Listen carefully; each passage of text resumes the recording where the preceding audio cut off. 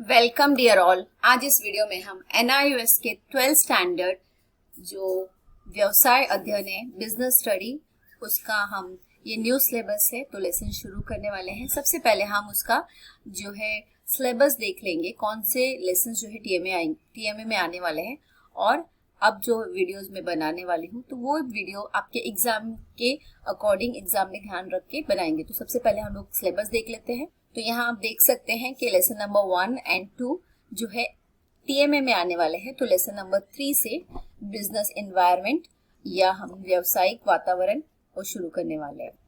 व्यावसायिक वातावरण, तो एक बार जब कोई व्यक्ति व्यवसाय स्थापित करता है यानी कि बिजनेस शुरू करने की बात करता है या शुरू कर लेता है, तो इसे सफलतापूर्वक चलाए और बनाए रखने के लिए पैसों की जरूरत होती है। इसके लिए जो पैसे है कोई संस्था या बैंकों के ऊपर निर्भर होते हैं कि वहां से पैसे मिलना चाहिए। फिर जो मानदंड यानी कि जो प्लानिंग की गई है, फिर जो भी वहाँ पे चलाने का किस तरीके से बिजनेस शुरू करना है, कैसे चलाना है, वो सारा प्लानिंग की जाती है। इसके लिए वो समाज पर निर्भर करता है। समाज पर निर्भर यानी कि वो समाज में क्या चीजें बेची जा सकती है, वहाँ पर किस तरीके के लोग रहते हैं, उनकी जो है इनकम कितनी है, बाजार की मांग के अनुसार आवश्यकताओं को समझने के लिए फिर ग्राहकों पर निर्भर करता है। तो जैसे मैंने कहा कि आवश्यकताओं को समझने के लिए, तो जैसे अगर बारिश का सीजन है तो हमें समझने की जरूरत है कि ये समय में सबसे ज्यादा आवश्यकताएं हैं, रेनकोट, छतरी, इस तरह की चीजें हमें वहां पर बेचनी है। फिर ग्राहकों पर निर्भर करता है यानी कि वहां पर जो ग्राहक है वो कितने कीमत की चीजें खरीद सकते हैं, उसे अपने को नवीनतम विकास के साथ अपग्रेड करने के लिए भी विभिन्न तकनीकी पहलुओं की आवश्यकता होती है। यानी कि अगर हम देखते हैं कि छतरी भी अगर हम खरीदते हैं तो पहले जो है बड़ी बड़ी छतरियां यूज होती थी, लेकिन आज के दौर में हम देख रहे हैं कि छतरियों के छोटे छोटे साइज हो गए हैं, छोटे साइज में बनती है। तो ये एक जो है तकनीकी विकास है, यानी कि जो है नए तरीके यूज किए जा रहे हैं। इसे सरकारी नियम व अन्य कानून पहलुओं को समझने की भी आवश्यकता होती है। तो हम जो सरकार की जो भी नियम कानून है उसके अनुसार ही हमें अपना बिजनेस शुरू करना है। इस प्रकार एक व्यवसाय के कई कारक और आयाम होते हैं। तो बिजनेस करने के लिए भी या व्यवसाय करने के लिए भी हमें कुछ चीजें ध्यान में रखना है जिससे व्यवसाय प्रभावित होता है। तो इन सब अवधारणाओं को जिसके अंतर्गत जाना जाता है वह व्यवसायिक वातावरण के अंतर्गत आती है। तो यानी कि जैसे समाज और फाइनेंस, पैसे और पॉलिटिक्स, यानी कि जो सरकारी नियम कानून, ये सारी चीजें जो है व्यवसायिक वातावरण के अंतर्गत आती है। फिर इस व्यवसायिक वातावरण में आर्थिक पहलू यानी कि पैसों से संबंधित जो पहलू है वो सबसे पहला है। फिर समाज जिसमें आप सामान बेचने वाले हो, सांस्कृतिक पहलू यानी कि जो है बदलाव जो होते रहते हैं वो ध्यान में रखना है। फिर राजनीतिक ढांचा, कानूनी पहलू, तकनीकी टेक्नोलॉजी जो बदल रही है वो आपको ध्यान में रखना है। तो एक व्यवसाय को संचालित यानी कि बनाए रखने के लिए, चालू रखने के लिए और बिजनेस करते रहने के लिए अब वातावरण को समझना अत्यंत महत्वपूर्ण है। तो इन सारी चीजों को आपको समझना जरूरी है। इसमें यह काम करता है क्योंकि ये हर पहलुओं को प्रभावित करता है। तो बिजनेस करते समय आपको सामाजिक, सांस्कृतिक, राजनीतिक, कानूनी, तकनीकी सब चीजों को समझना बहुत जरूरी है। चाहे वह इसका स्वरूप हो या इसका स्थान हो, उत्पादक की कीमत हो, तो आपको सारी चीजें समझना है। उसका स्वरूप माने किस तरीके से बना, क्या हुआ किसी भी चीज को, और उसका स्थान यानी जहां आप बेचने वाले हो, उत्पादक की कीमत, जो भी आपने खर्चा किया है बनाने में, वो वितरण की प्रणाली यानी कहाँ कहाँ पे आपको बेचना है, क्रमिक नीतियों। इस अध्याय में हम व्यावसायिक वातावरण की अवधारणाओं, उसकी प्रकृति, महत्व के साथ साथ वातावरण के विभिन्न घटकों के विषय में जानेंगे। इसके अंतर्गत हम व्यापार की सामाजिक जिम्मेदारी यानी कि जब हम बिजनेस कर रहे हैं तो हमारी क्या जिम्मेदारियां हैं, नैतिक अवधारणाएं से परिचित होंगे। ठीक है, आगे देख लेते हैं हम व्यावसायिक वातावरण का अर्थ। जैसे कि पहले ही बताया गया है कि प्रत्येक व्यवसाय की सफलता उस वातावरण के अनुकूल होने पर ही निर्भर होती है। वातावरण का मतलब है कि जहां आप बेच रहे हो तो उस जगह में उस चीज की जरूरत होनी चाहिए और वहां के लोग उस जो कीमत में आप बेच रहे हो खरीदने के योग्य होने चाहिए। अगर आप बहुत ज़्यादा महंगी चीज़ें बेचते हो और वहाँ के लोगों की इनकम उतनी नहीं है तो आपकी चीज़ें नहीं बिकेंगी, आपका व्यापार वहाँ पर नहीं होगा। तो उदाहरण के लिए जब सरकार की नीतियों में बदलाव होता है तो व्यवसाय को नई नीतियों के अनुरूप स्वयं को ढालने के लिए आवश्यक बदलाव करने पड़ते हैं। इसी तरह तकनीकी बदलाव भी मौजूदा उत्पादकों की अप्रचलित कर सकता है। तो हमने यहाँ पे जैसे एक उदाहरण दिया है, जैसे कि हमने देखा कंप्यूटरों ने टाइपराइटरों को का स्थान ले लिया। तो जैसे ही कंप्यूटर आए तो टाइपराइटर समाज से धीरे धीरे गायब हो गए। फिर रंगीन टेलीविजन ने सफेद टेलीविजनों का फैशन से बाहर कर दिया। तो जैसे ही कलर टीवी आ गए तो हमने जो ब्लैक एंड व्हाइट टीवी थी उनको हमने धीरे धीरे समाज से गायब कर दिया। फिर अगर हम देखते हैं फिर फैशन या ग्राहक की रुचि में बदलाव आने से बाजार की मांग में बदलाव आ सकता है। तो उदाहरण के लिए जैसे जीन्स आ गई तो जो अन्य पारंपरिक वस्त्रों की बिक्री में को कम कर दिया गया। तो आज हम देखते हैं कि ज्यादातर लोग जीन्स खरीद रहे हैं, तो पैंट वगैरह जो है वो कम बिकने लगी है।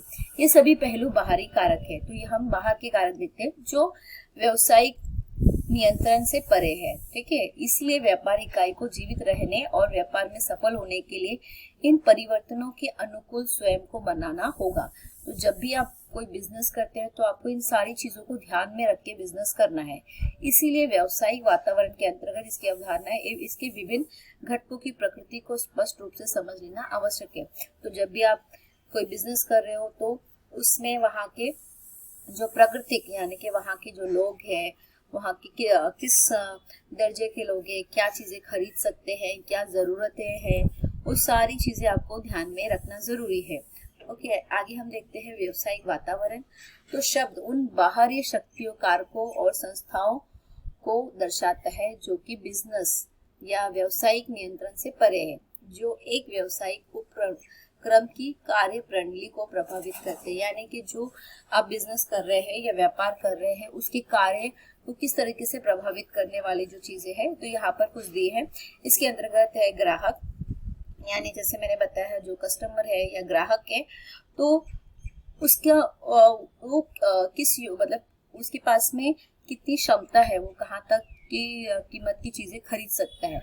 फिर प्रतिस्पर्धा यानी कंपटीशन, आज कोई भी चीज हम खरीदने जाते हैं तो अलग अलग कंपनियां जो है सेम चीज बना रही है, तो बहुत ही कंपटीशन है, प्रतिस्पर्धा है। आपूर्तिकर्ता, सरकार, सामाजिक, राजनीतिक, कानूनी, टेक्नोलॉजी, टेक्निक कारक आदि शामिल है। तो जब भी बिजनेस करते हैं तो ये सारी चीजें उसके अंतर्गत में आ जाती है, उसके अनुसार ही आपको बिजनेस ध्यान में रख के करना है। हालांकि इनमें से कुछ कारकों का व्यावसायिक कंपनियों पर प्रत्यक्ष प्रभाव पड़ सकता है और कुछ अप्रत्यक्ष रूप से भी प्रभावित कर सकते हैं। इस प्रकार बिजनेस परिवेश को समग्र वातावरण रूप से परिभाषित किया जा सकता है जिसका व्यवसाय के कामकाज पर प्रत्यक्ष अप्रत्यक्ष प्रभाव पड़ता है। यानी कि जब भी आप कोई बिजनेस करते हो तो ये आपको प्रभावित करते हैं। इसे बाह्य कारकों के समूह के रूप में भी परिभाषित किया जा सकता है, जैसे कि आर्थिक कारक। आर्थिक कारक यानी कि बिजनेस करने के लिए सबसे इम्पोर्टेंट है पैसा। तो आपको पैसे की जरूरत होती है तो आप बैंक से लोन वगैरह लेते हो और फिर उसके बाद ही अपना बिजनेस शुरू करने का सोचते हो। सामाजिक कारक यानी कि आपको कौन सी सोसाइटी में बेचना है। अगर आप जो है कहीं पर जो है निचले दर्जे में यहाँ पे चीजें अगर महंगी बेचते हो तो आपका चीजें नहीं बिकेगी। फिर राजनीतिक कारक, कानूनी कारक, जनसांख्यिक कारक एवं तकनीकी कारक आदि जो प्राकृतिक नियम से परे होते हैं, प्राकृतिक नियंत्रण से परे होते हैं और एक कंपनी के व्यावसायिक नियमों को प्रभावित करते हैं। तो यहाँ तक हमने देखा कि व्यावसायिक वातावरण ओके जो प्रभावित करने वाले कारक है। आगे हम देखते हैं व्यावसायिक पर्यावरण की विशेषताएं। यानी कि जब आप व्यवसाय कर रहे हैं तो उसके आसपास जो पर्यावरण है उसकी विशेषता क्या है।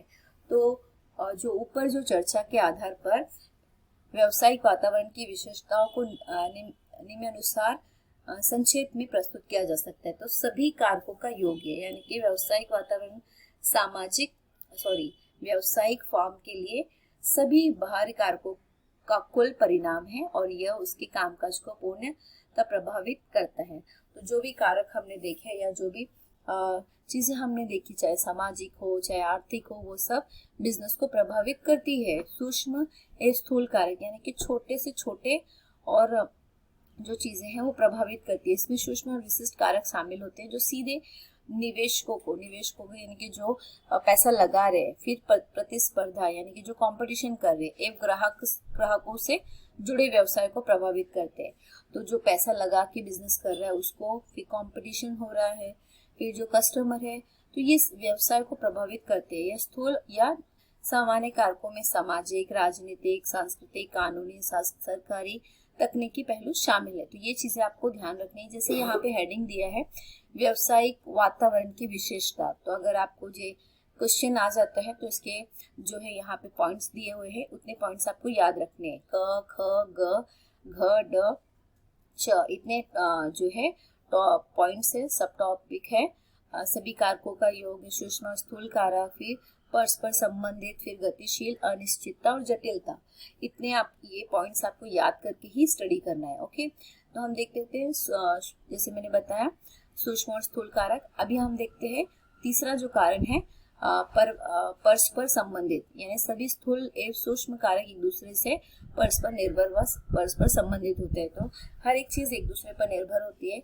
अगर आप कुछ भी चीज बिजनेस कर रहे हैं तो आपको बैंक पे निर्भर होना है, फिर आपको समाज सोसाइटी पर भी वहां पर आप निर्भर होना चाहिए होते हैं कि आपका सामान जो है वहां पे सेल हो जाए, बिजनेस हो जाए, है ना, ग्राहकों पे कि ग्राहक वहां पर आए, और इस तरीके के ग्राहक आप पर निर्भर होते हैं कि आपसे उन्हें जो है चीजें मिले, वो खरीद सके। इस तरह के एक दूसरे पे परस्पर एक दूसरे से निर्भर होते हैं। गतिशील व्यावसायिक वातावरण की प्रकृति गतिशील होती है। इससे तात्पर्य यह है कि यह परिवर्तनशील है।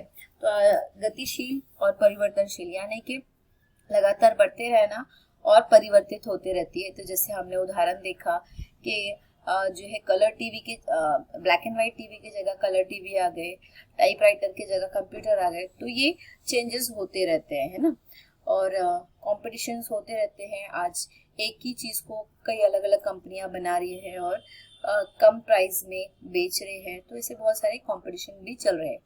अनिश्चितता व्यवसायिक वातावरण में बदलाव अप्रत्याशित होते हैं। भविष्य में होने वाली घटनाओं की सटीक प्रकृति और आर्थिक और सामाजिक वातावरण में बदलाव की भविष्यवाणी करना बहुत मुश्किल है।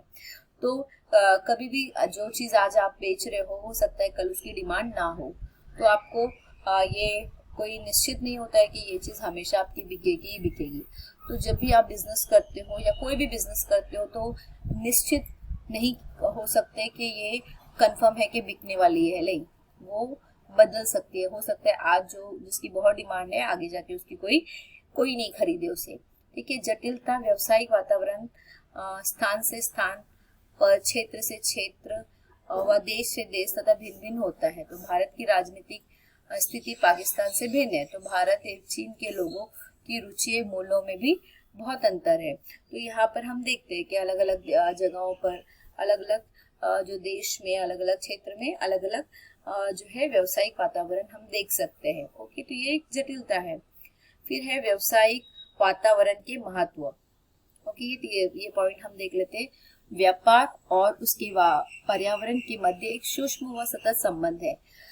यह आपसी संबंध व्यवसायिक फॉर्म को समझने और उसके संसाधनों का अधिक प्रभावी ढंग से उपयोग करने में सहायक होता है। जिसके ऊपर कहा गया कि व्यवसायिक वातावरण प्रकृति में बहुक्रियाशील, जटिलता और गतिशील, और इसके व्यवसाय के अस्तित्व और विकास पर दूरगामी प्रभाव पड़ते हैं। तो व्यवसायिक वातावरण का जो महत्व है वो ये है कि ये जो है लगातार होता रहता है। हाँ, उसमें सामाजिक, राजनीतिक, कानूनी, आर्थिक वातावरण के बारे में बहुत सारी चीजें शामिल होती है, लेकिन फिर भी ये जो है बहुत ही महत्वपूर्ण है। फिर अवसरों एवं खतरों का निर्धारण। तो कुछ भी चीज हम जब करते हैं तो उसमें फायदा और नुकसान दोनों होते हैं, तो वैसे ही यहाँ पर अवसर है और साथ में खतरों का भी निर्धारण। तो व्यवसाय और उसके वातावरण के बीच पारस्परिक संबंध व्यापार को अवसरों एवं जोखिमों की पहचान कराने में सहायक होते हैं। ये भविष्य की योजना और निर्णय लेने के मध्य में से चुनौती को सफलतापूर्वक पूरा करने के लिए व्यवसायिक उद्यमों की मदद करते हैं। उदाहरण के लिए बाजारों में नई फॉर्मों में के प्रवेश करने पर प्रतिस्पर्धा बढ़ जाती है। तो हम देखते हैं कि कोई भी बिजनेस जब हम करते हैं तो हमें अवसर तो मिला है, लेकिन उसके साथ में कई चुनौतियां भी मिलती है और खतरा भी रहता है कि हमारा बिजनेस चलेगा या नहीं।